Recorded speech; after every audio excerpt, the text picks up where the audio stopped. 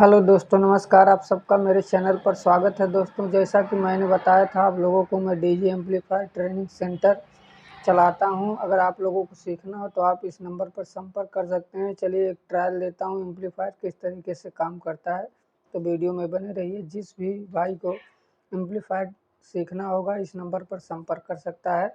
अगर उसमें रुचि रखते हैं तो ये वीडियो आपके लिए है। आप लोग देखिए किस तरीके से काम होता है। सबसे पहले एम्पलीफायर जो होता है उसका डायग्राम में बनाया हूँ, बाकी एम्पलीफायर भी समझा दूंगा। तो चलिए दोस्तों, यहाँ पे देखिए पहला स्टेप। जब आप लोग एम्पलीफायर का प्लग 220 वोल्ट एसी में लगाते हैं तो वहाँ से दो तार निकल के एम्पलीफायर पे आता है। उसके बाद फ्यूज पे आता है, यहाँ पे एक फ्यूज है।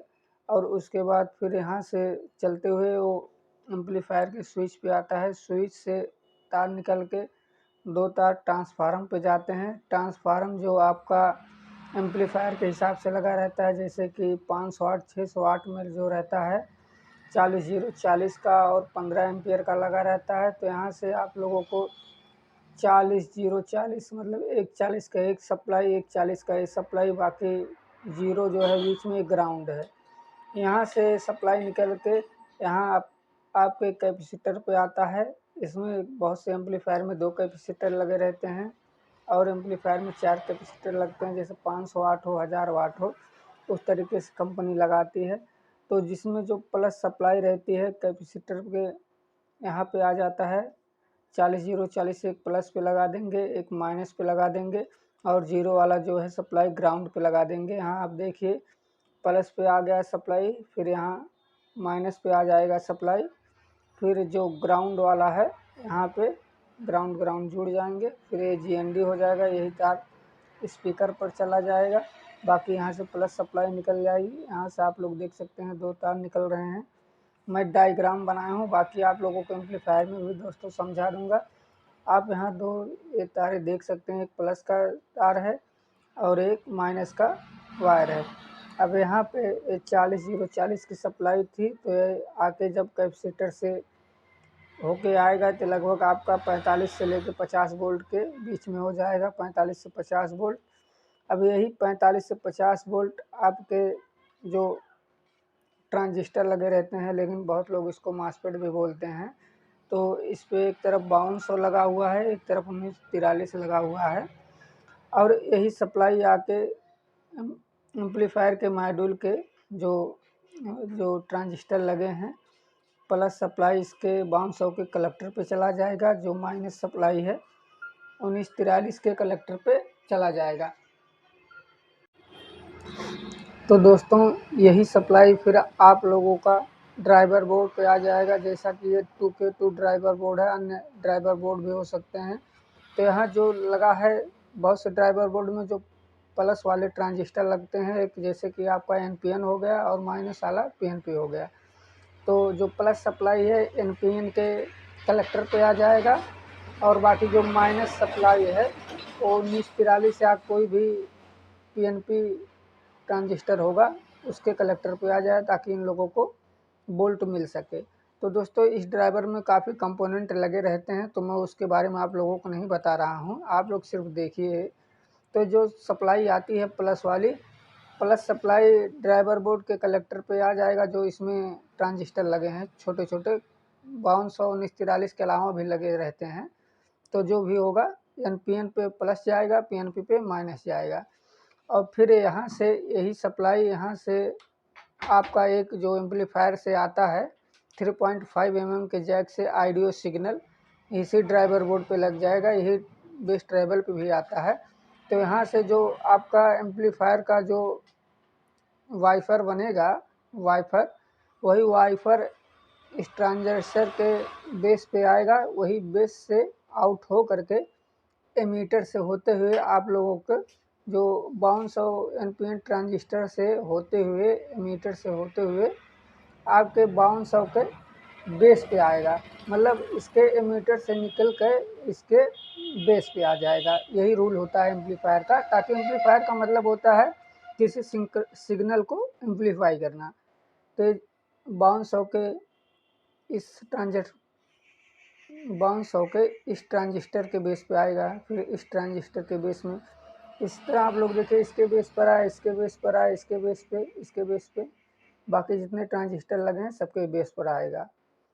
जैसे मैं बूस्टर एम्पलीफायर का बता रहा हूँ दोस्तों, ये पावर एम्पलीफायर का सिस्टम नहीं है। पावर एम्पलीफायर का जो होता है तरीका अलग होता है।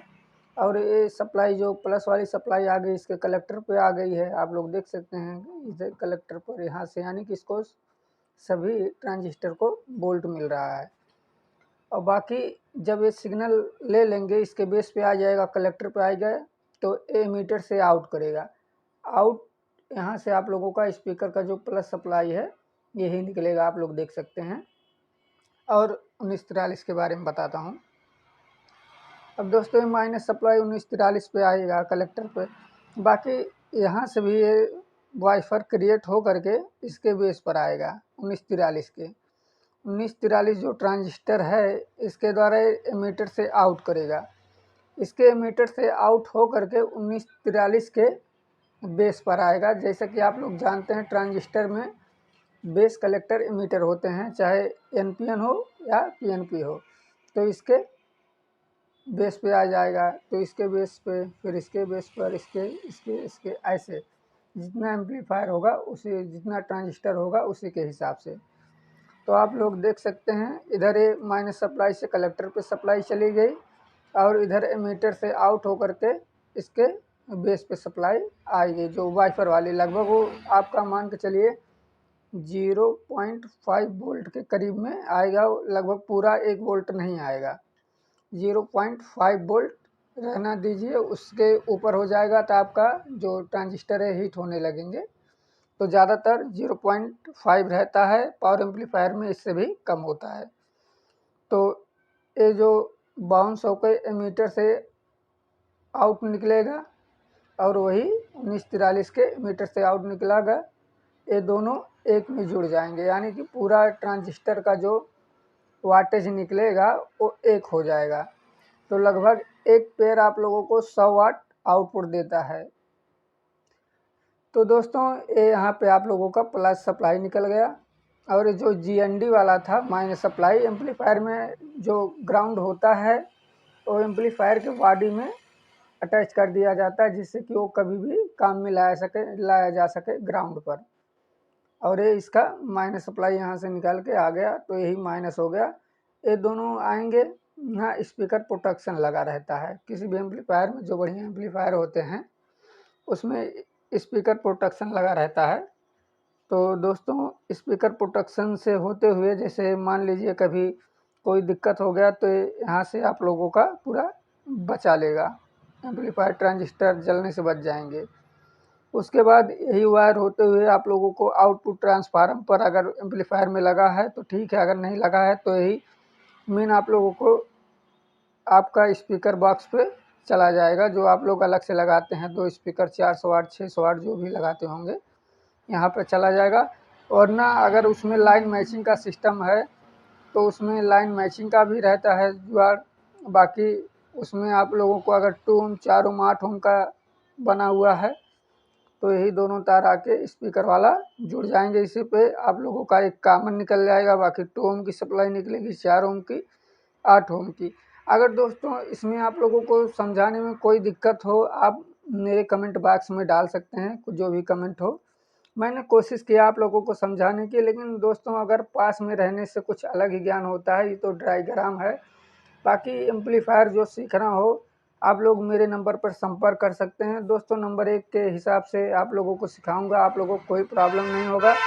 और इसका जो फीस है बहुत ज़्यादा नहीं रहेगा, मान के चलिए मीडियम ही रहेगा, बहुत ज़्यादा फीस नहीं रहेगा। आप लोग मेरे नंबर पर संपर्क करके पूछ सकते हैं फीस वगैरह के बारे में, क्योंकि दोस्तों इस समय जानते हैं दुर्गा पूजा का समय आने वाला है। अगर आप लोग ये काम सीख लेते हैं तो आप लोग भी अपना जो फीस देंगे निकाल सकते हैं और एम्पलीफायर बनाने में एकदम महारत हासिल कर सकते हैं। चलिए दोस्तों धन्यवाद। अगर वीडियो पसंद आता है तो वीडियो को लाइक करिएगा, और ऐसे ऐसे डायग्राम बाकी कंपोनेंट के बारे में जानकारी मैं देता रहूँगा। धन्यवाद दोस्तों, जय हिंद।